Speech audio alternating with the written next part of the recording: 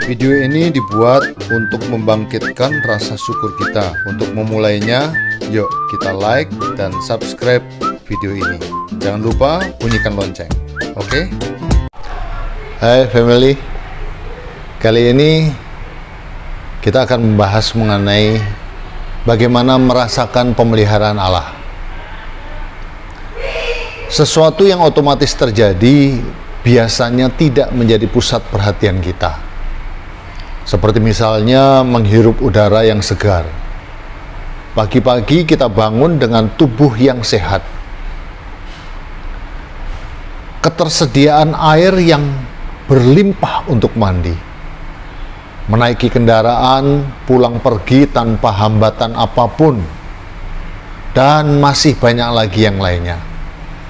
Sadarilah bahwa itu semua terjadi sebagai bentuk pemeliharaan Tuhan terhadap hidup kita. Ada banyak orang tidak menyadari hal ini, sehingga tidak ada ungkapan syukur yang keluar dari mulutnya tentang pemeliharaan Tuhan. Baginya, apa yang terjadi otomatis terjadi begitu saja. Jadi tak perlu ada ucapan terima kasih terhadap apa yang otomatis terjadi dalam hidup ini. Sebagaimana manusia normal, dia pasti melakukan hubungan sosial dengan orang lain. Karena itu yang diperlukan manusia untuk menyambung hidup. Bahkan bukan sekedar menyambung hidup, tapi hubungan sosial bermanfaat untuk mengoptimalkan hidup ini, agar dapat mencapai maksud dan tujuan mengapa kita diciptakan. Jadi kita ditakdirkan untuk hidup bersosialisasi. Lalu mengapa banyak orang tidak merasakan pemeliharaan Tuhan? Karena orang tersebut tidak berjalan sesuai dengan takdir yang sudah ditetapkan. Sehingga yang dirasakan hanyalah masalah, dan masalah. Orang yang tidak merasakan pemeliharaan Tuhan adalah orang yang sombong. Dia pikir dapat hidup tanpa bantuan orang lain. Mungkin dia berpikir, aku kerja keras banting tulang untuk mendapatkan semua ini tanpa bantuan seorang pun. Ini bentuk kesombongan. Mana mungkin dia mendapatkan sesuatu tanpa bersentuhan dengan orang lain. Katakanlah dia seorang pemulung. Tanpa ada orang yang membuang sampah di tempat sampah, apakah dia mendapatkan sesuatu? Orang yang membuang sampah, tanpa dia sadari, telah membantu si pemulung. Katakanlah dia seorang karyawan.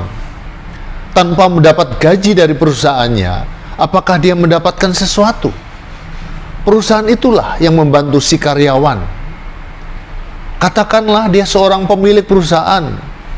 Tanpa ada karyawan, apakah perusahaannya bisa mendapatkan laba yang baik? Karyawan itulah yang membantu si pemilik perusahaan. Jadi, hampir dipastikan tidak ada orang yang tidak pernah ditolong orang lain.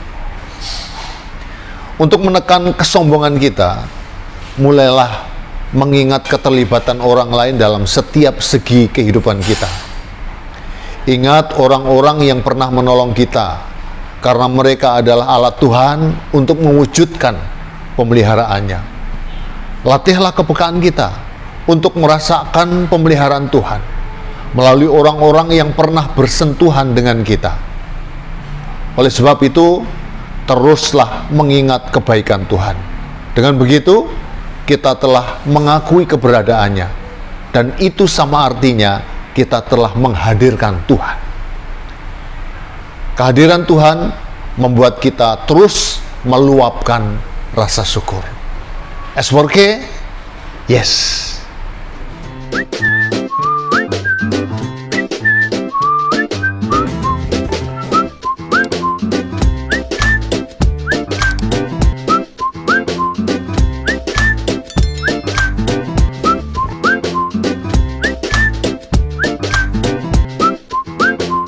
Like dan subscribe video ini.